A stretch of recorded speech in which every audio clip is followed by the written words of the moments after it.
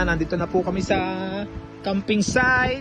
Dalawang sasakyan po ang aming dinarive at ito na po, mainit pa.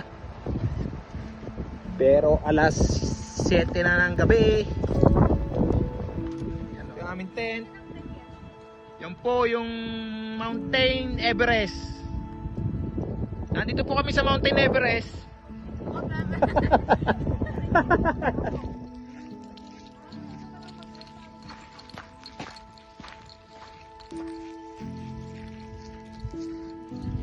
Laisa. Oh. Linaw ng tubig. Yun, hinahagis lang nila, oh.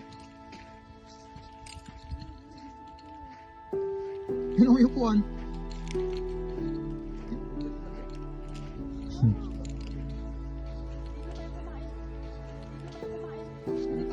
Ay, kayo. Mga tayo na eh.